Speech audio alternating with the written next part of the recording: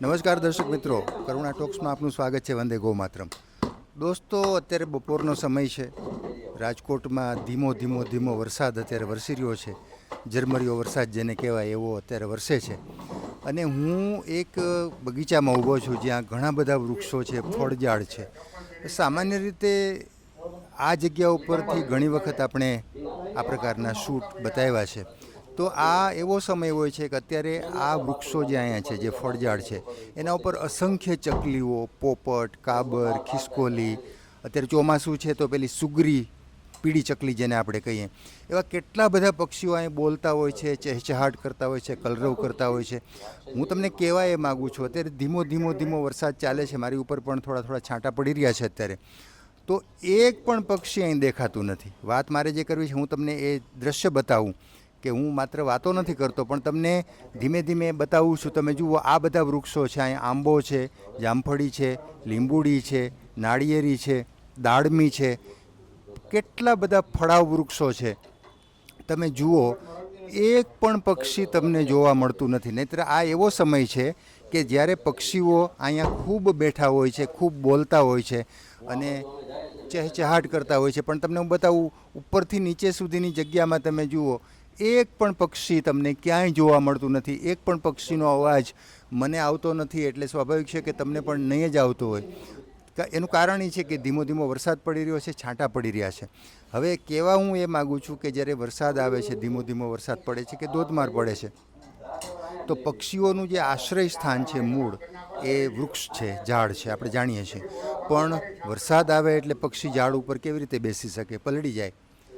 તો અત્યારે એક પણ વૃક્ષ નથી. તમે જે આ દ્રશ્ય જોયા, હમણાં વૃક્ષો તમને બતાવ્યા, ત્યાં એક પણ ચકલી પણ નથી, એક ખિસકોલી પણ નથી.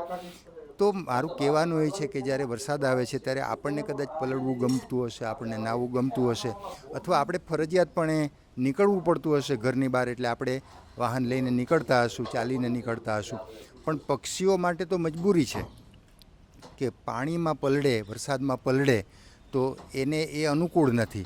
તો એનો મતલબ એવો થયો કે જ્યારે વરસાદ આવે છે ત્યારે પક્ષીઓ એનું જે મૂળ આશ્રય સ્થાન છે, વૃક્ષ, ત્યાં રહી શકતા નથી. તો ક્યાં જાય? આપણે આપણા ઘરમાં એવી કોઈ જગ્યા હવે રહેવા નથી દીધી કે પક્ષીઓ ત્યાં આશ્રય લે. એક સમય હતો કે આપણા ઘરમાં જુદા જુદા ભગવાનના ફોટો હતા, આપણા પરિવારના જે વડીલો હોય એમના ફોટો હતા. તો પક્ષીઓ એની પાછળ, ખાસ કરીને ચકલી જેવા નાના પક્ષીઓ, એની પાછળ માળો કરતા હતા. હવે આપણા ઘર એવા થઈ ગયા છે, પંખા થઈ ગયા, એસી થઈ ગયા, ઘર બંધ રહે છે, એવા કોઈ ખૂણા ખાંચા હવે આપણે રહેવા નથી દીધા આપણે નવી ડિઝાઇનના મકાનોમાં. તો પક્ષીઓ ક્યાં બેસે, ક્યાં માળો કરે? તો ન એ વરસાદમાં વૃક્ષ ઉપર બેસી શકે, ન આપણા ઘરમાં રહી શકે, તો ક્યાં જાય? તો સૌથી મોટી સમસ્યા નાના અને મોટા પક્ષીઓને અત્યારે વરસાદના સમયમાં હોય છે.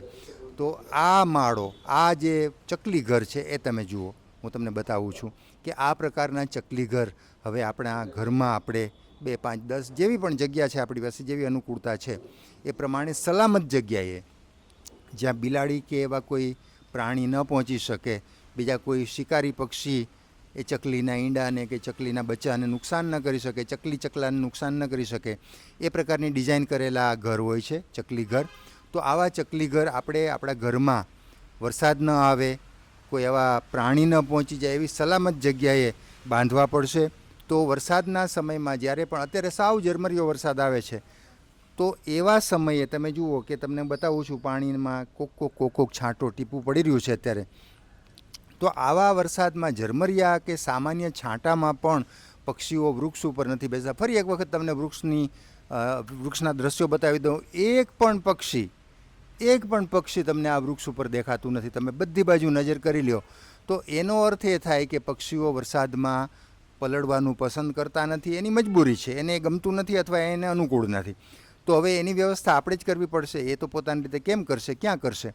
તો ફરીથી કહું કે આ પ્રકારના જે ચકલી ઘરો છે એ આપણે લઈ જઈએ. આની કાંઈ કિંમત નથી હોતી. 10-20 રૂપિયામાં આવા ચકલી ઘર આપણને અનેક જગ્યાએ મળતા હોય છે.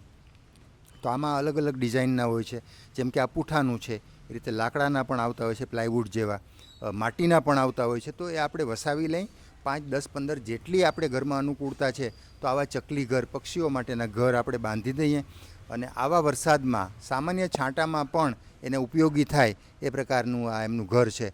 તો મિત્રો, તમને આ લાઈવ દ્રશ્યો બતાવ્યા કે વૃક્ષો આટલા હોવા છતાં, ફળઝાડ હોવા છતાં, ઝાડ ઉપર ફળ છે. તમે જુઓ અહીં જામફળી મને સામે દેખાય છે, એમાં નાના નાના જામફળ હું જોઈ શકું છું. અહીંથી તમને સ્પષ્ટપણે હું પણ દેખાડવાની કોશિશ કરીશ કે નાના નાના જામફળ તમને ઝૂમ કરીને બતાવવાની કોશિશ કરશું કે આવા જામફળ હોય તો ચકલી અથવા તો કાબર અથવા પોપટ જેને આ ફળ ભાવે છે એવા પક્ષીઓ ના હોય એવું બને જ નહીં.